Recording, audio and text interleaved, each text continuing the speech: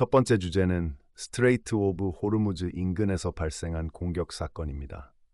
걸프 오만 연안에서 싱가포르 기선 보도에 따르면 에버그린 소유 선박이 미확인 발사체에 피격돼 다리 부분이 손상됐고 영국 해사관제는 사상자나 환경 피해는 없다고 밝혔습니다. 미 당국자는 이 공격을 이란 소행으로 보고 있으나 이란은 즉시 책임을 인정하지 않았고 해당 해역에 대한 항로 통제 권한을 강하게 주장하고 있습니다.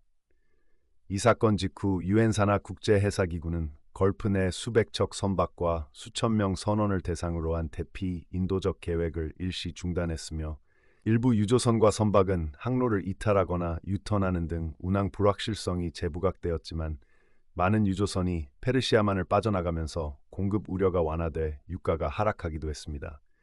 다만 통항량은 여전히 전쟁 이전 수준에 미치지 못하고 지정 항로 안전 보험 등 리스크가 남아 있습니다.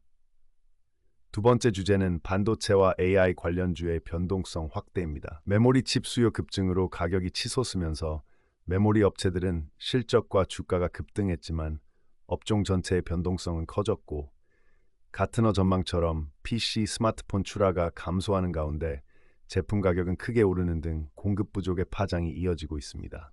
투자자와 기업들은 엔트로픽, 오픈AI 같은 프론티어 모델 사용을 억제하거나 토큰 사용 한도 관리 기능을 도입하고 더 저렴한 대체 모델이나 모델 라우팅을 통해 비용을 통제하려 하고 있으며 대형 클라우드 사업자들은 비용 효율형 모델과 라우팅 전략으로 경쟁을 가속화하고 있습니다.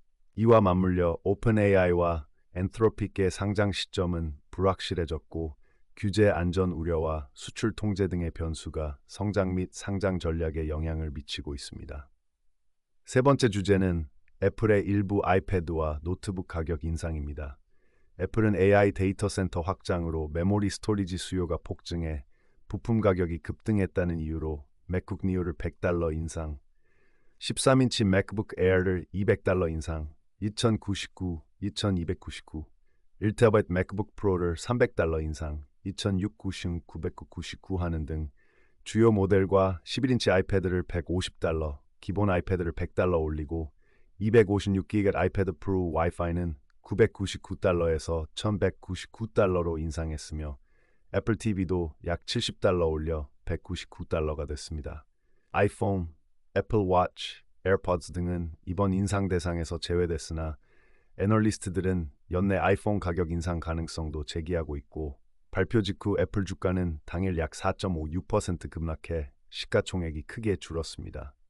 애플은 그동안 비용 상승을 흡수하려 했지만 더 이상 어렵다고 설명하며 해결책을 찾고 있다고 밝혔습니다. 네 번째 주제는 폭스바겐의 대규모 구조조정 검토 보도입니다. 독일 매체 보도를 인용하면 폭스바겐이 향후 몇 년 내 전 세계 인력의 약 15%인 최대 약 10만 명 감원과 독일 내 복수 공장 생산 중단을 검토하고 있으며 대상 공장으로는 하노버, 츠비카우, 엠덴, 아우디, 네카줄름 등이 거론됩니다. 그룹 전체 직원 수는 약 66만, 67만 명 수준으로 보도된 감원안은 지난해 발표된 계획을 크게 상회하고 투자도 향후 5년간 약 1,300억 유로 규모로 줄이는 방안이 포함된 것으로 전해졌습니다. 중국 업체의 급성장과 미국의 기술 관세 압력, 유럽 수요 부진과 전기차 전환에 따른 낮은 수익성 등이 배경으로 지목되며 노조와 주정부의 강력한 반발이 예상되고 폭스바겐 측은 내부 문서라며 직접 언급을 자제하고 있습니다. 다섯 번째 주제는 주요 법정 정치 사안들입니다.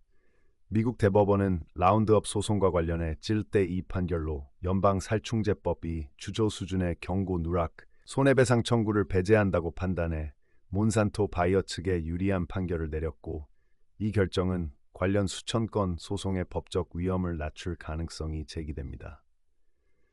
또 법무부의 약 18억 달러 규모 기금 관련 소송은 연방법원이 DOJ가 기금이 중단됐다는 서면 확약을 하지 않았다며 소송을 계속 진행하도록 했고 DOJ는 이에 대해 서면 철회 요구가 삼권 분립 문제를 야기한다고 반박하며 추가 절차가 이어지고 있습니다. 전 백악관 보좌관 존 볼턴은 메릴랜드 연방법원에서 국가방위정보 보유 혐의 현 건에 대해 유죄를 인정했고 일부 문서가 개인 계정으로 옮겨져 해킹된 정황도 보고되었으며 벌금 225만 달러 합의 선고는 10월 28일 예정입니다. 마지막으로 전 아폴로 CEO 리언 블랙은 에프스타인 관련 비공개 청문에서 핵심 질문에 답변을 거부했고 의회는 NDA 전부 제출과 7월 16일 증언을 요구하며 소환장 발부를 검토하는 등 조사가 계속 진행 중입니다. 여섯 번째 주제는 5월 물가와 인플레이션 상황입니다. 연준 선호 지표인 PCE 기준으로 5월 연율 물가는 전년 대비 4.1% 상승했고 핵심 물가 에너지 제외는 연율 3.4%로 집계되었으며 한 달 기준으로는 약 0.3% 수준의 상승으로 보고되었습니다. 물가 상승의 배경으로는 호르무즈 해협 통행 제한에 따른 에너지 유가 충격과 반도체 등 AI 관련 제품 수요 증가가 일부 품목의 물가를 끌어올린 점이 지목되고 있습니다. 이로 인해 연준의 금리 인하 가능성은 낮아졌고 서비스, 주거비 등 에너지 외 부문의 지속적 상승이 이어질 경우 통화 긴축 기조 유지 또는 재가속 가능성이 제기되고 있으며 가계 측면에서는 실질 소비가 일부 증가했으나 저축률은 하락해 부담이 커지는 모습입니다. 일곱 번째 주제는 스페이스X의 공격적 확장 계획입니다.